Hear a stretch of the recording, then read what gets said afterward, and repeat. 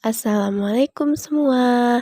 Kembali lagi bersama Sri Dafiah dalam pelajaran Ilmu Pengetahuan Alam.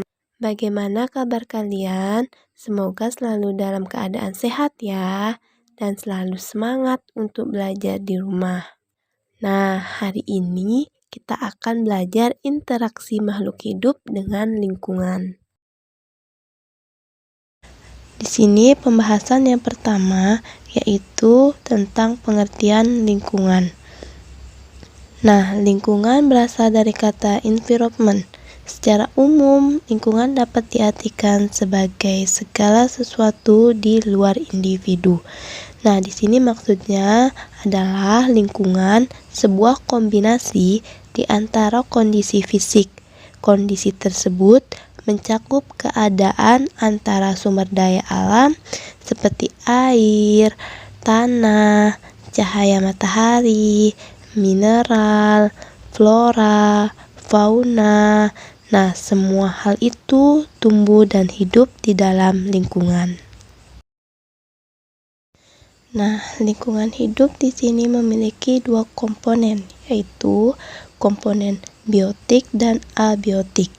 Penjelasan dari komponen biotik adalah komponen hidup yang ada di alam dan meliputi semua makhluk hidup, seperti contoh hewan, tumbuhan, mikroorganisme, dan manusia. Dan selanjutnya, pengertian dari komponen abiotik adalah seluruh unsur yang tak hidup, seperti contoh tanah, air, dan udara. Nah, itu adalah pengertian dan contoh komponen biotik dan abiotik. Dan yang selanjutnya adalah hubungan antara makhluk hidup.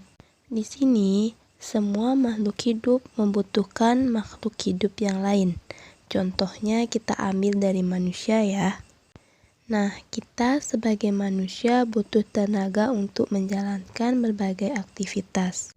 Nah, sumber tenaga itu bisa kita dapatkan lewat makanan. Selain makanan, kita juga membutuhkan yang namanya tempat tinggal dan pakaian.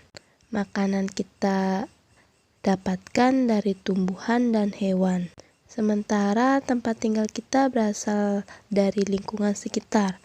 Nah, artinya kita sebagai manusia membutuhkan makhluk lain dan juga lingkungan sekitar untuk bertahan hidup.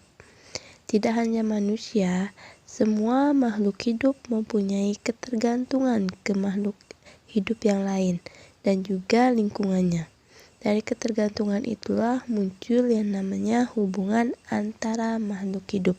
Jadi, kesimpulannya dari pembahasan ini adalah bahwa manusia tidak akan bisa hidup tanpa bantuan dari makhluk yang lainnya. Dan selanjutnya jenis hubungan antar makhluk hidup. Di sini hubungan antar dua makhluk hidup yang sangat erat disebut dengan simbiosis. Simbiosis sendiri dibagi ke dalam 3 jenis, yaitu yang pertama simbiosis mutualisme, yang kedua simbiosis komensalisme, dan yang terakhir yang nomor 3 simbiosis parasitisme. Nah, di sini saya akan menjelaskan satu persatu tentang penjelasan simbiosis itu apa saja. Oke, masuk ke penjelasan ya. Baik, pembahasan yang pertama itu tentang simbiosis mutualisme.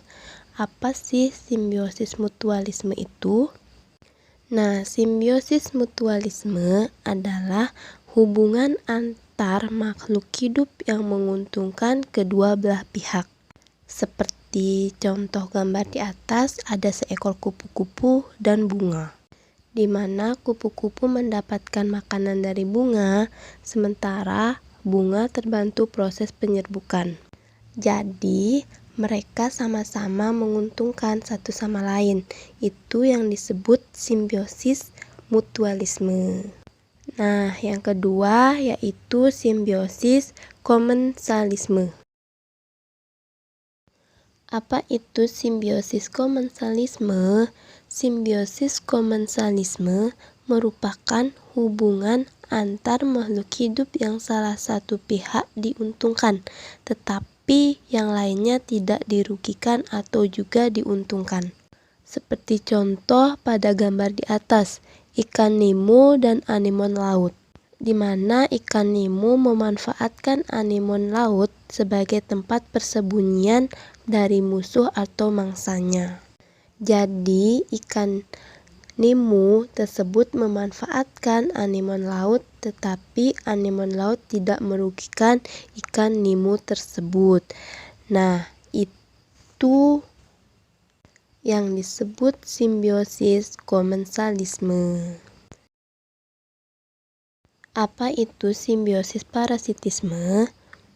Simbiosis parasitisme merupakan hubungan antar makhluk hidup di mana satu pihak diuntungkan, sementara yang lainnya dirugikan.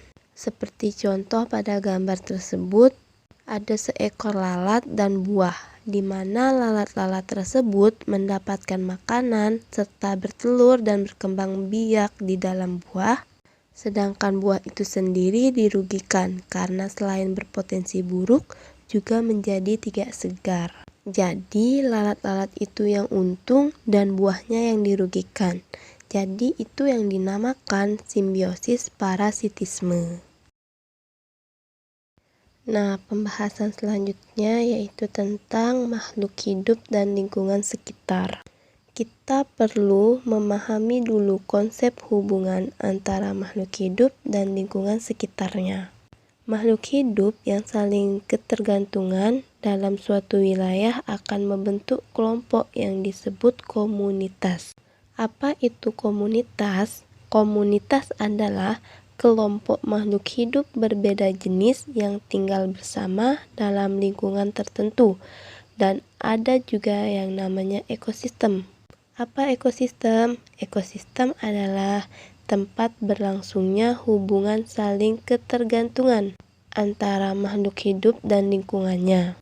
Dalam ekosistem itu, makhluk hidup melakukan proses makanan dan dimakan untuk memenuhi kebutuhan makanannya. Next, pembahasannya selanjutnya yaitu tentang makhluk hidup berdasarkan jenis makanannya.